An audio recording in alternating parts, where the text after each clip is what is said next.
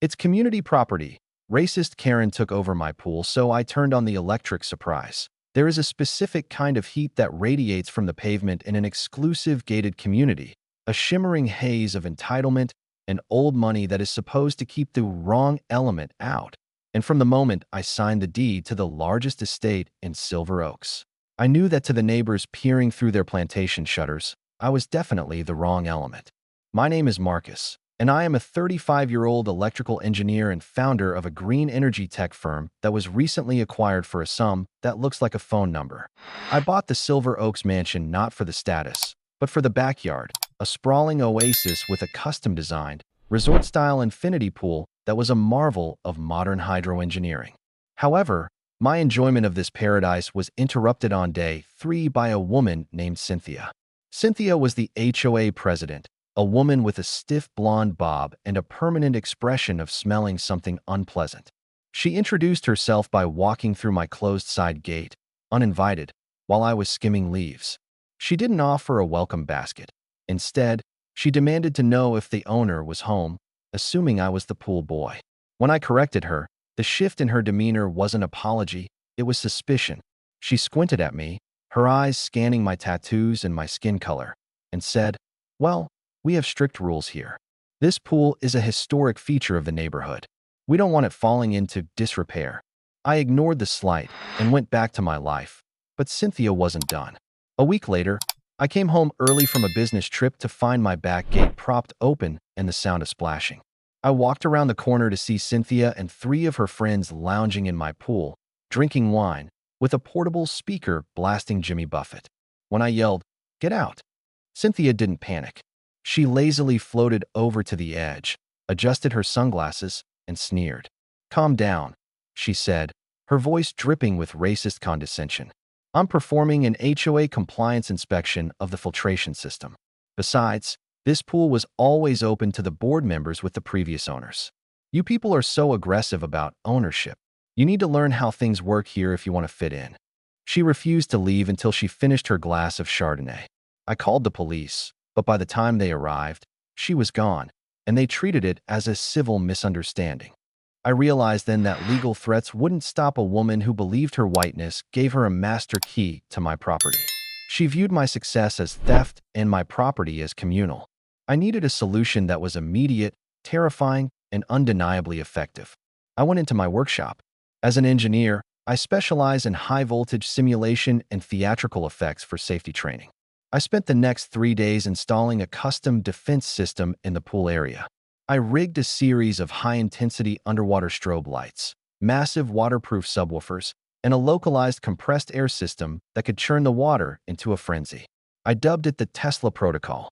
It wasn't lethal, it was perfectly safe, but it was designed to simulate a catastrophic electrical failure and a localized lightning storm. I waited for the next Saturday, knowing Cynthia's pattern.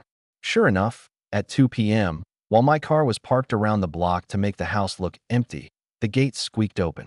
I watched on my security monitors as Cynthia led a group of 10 people, including teenagers, into my backyard. "He's never here," I heard her say on the camera audio.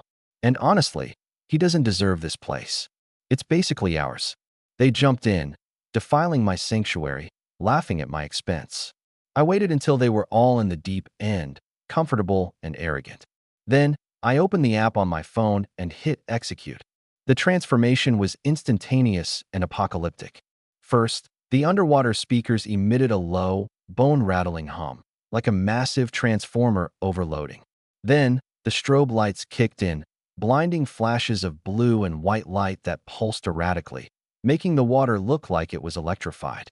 The compressed air jets erupted, churning the water into a violent, boiling cauldron.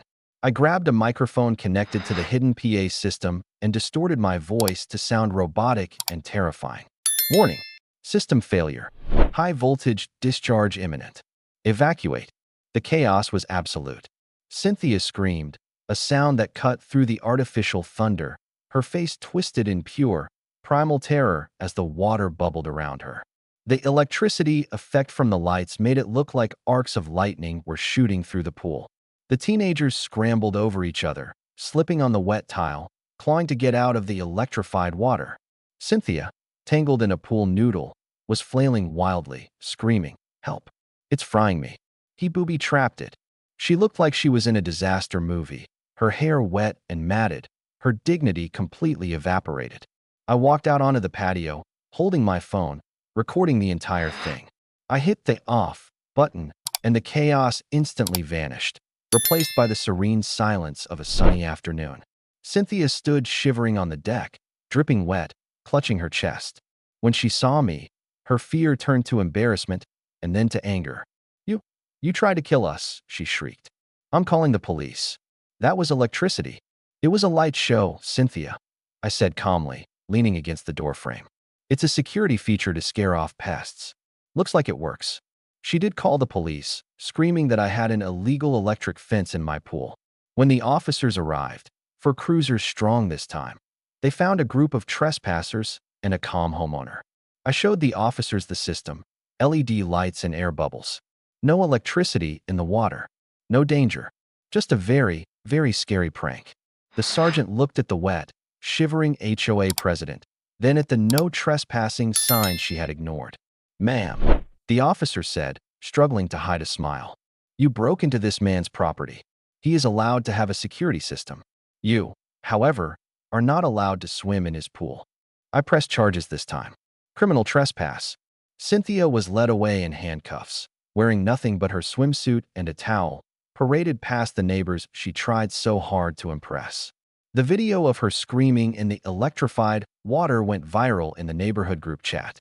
She resigned from the HOA board the next day in disgrace. Now, whenever I'm in my backyard, I enjoy the peace and quiet. The pool is perfect, the water is cool, and the only shock Cynthia gets is the realization that in this neighborhood, the black engineer holds the remote control. Cynthia wanted a relaxing swim in community property, but she ended up starring in her own disaster movie.